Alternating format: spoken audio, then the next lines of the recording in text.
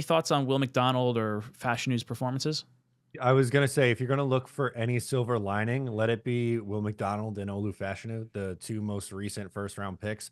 I thought both were great. The fact that Will McDonald, after all the criticism in year one and in the off season, even going into this year, comes out and has a double-digit sack season in year two, like that's really exciting. And sure, he probably does need to get a little bit better in the run game. I think that will come as he continues to develop year over year.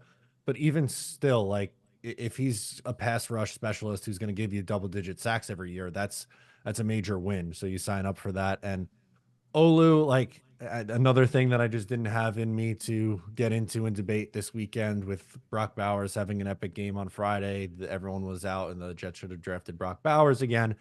But I was just nice to see the guy that the Jets actually did take, Olu Fashion, go out and look like a left tackle of the future. So if he could be your left tackle of the future, fantastic. That in and of itself is a win. And I think we could, confidently say that 4/5 of the offensive line is set for next year already, which you could not have said that any of the last, like 5 years. They've had a ton of turnover on that offensive line.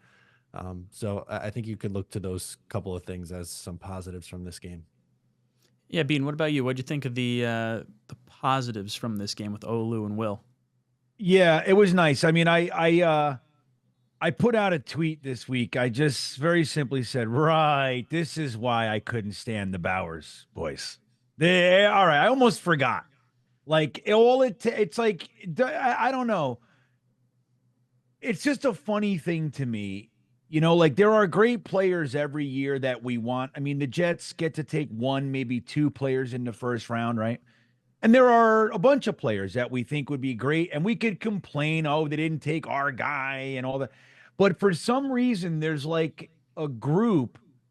I think there's a large concentration where they can't. Because let me tell you, I happen to know that at least four of those Bowers boys were just the same way for Zach Wilson. They didn't shut up. It was like a whole thing. And I don't know, there's something broken and there's a little disconnect in there where they can't just shut it off. And like Matt said, it was nice to just see Olu go out there and just say, hey, look, a left tackle is never going to be the guy scoring the touchdowns. He's not going to be all over the stat sheet. But when you have a really, really good one, it changes the entire game. It's like it's one of those positions that, it's like they say, less sexy, right? But I think Olu was the right pick. I love seeing him go out there and get his reps. Watching Tyron Smith just collect more money to never be here again wouldn't have done anything. It would just be even one more thing to hate about it. So it's nice to see, Olu going out there. But man, I wish Malachi Corley could get involved. I mean, they threw him the one pass, kind of went through his hands. They gave him the one end around. It looked good. So I don't know. I'd like to see, I don't know what this love affair with guys like Gibson and Clemens. And honestly, I'm just ready. Like, I'm just so ready. I can't believe there's still 5 more. There's not 2 more. 5 more games. That's a month and change. You know what I mean?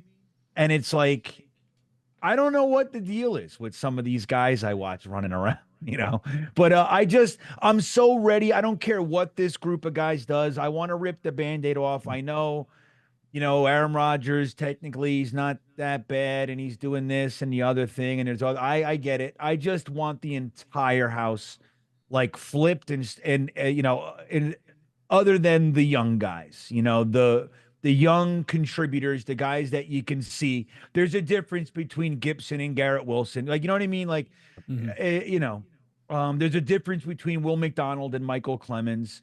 And I just, I'd love to see LT3 and Braden McGregor and Eric Watts and just let's watch all those guys and just get ready for the fresh start. But I'll tell you, Olu and Will McDonald, man, he might have like a 13 sack season coming.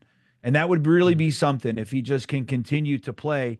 Because I don't know, he's an exciting player to watch. And it's funny, how, our response to him being the pick and everything, and that he turns out to be one of the only things that's worth watching on the team these days. But Yeah, man. I don't know. It's tough to pull positives, but those are really the two biggies. Tonight see Devontae Adams get in the game. I mean, I don't know. What else we got? What's up, guys? Matt O'Leary from Talkin' Jets. If you liked that video, please make sure to subscribe and follow for more New York Jets content.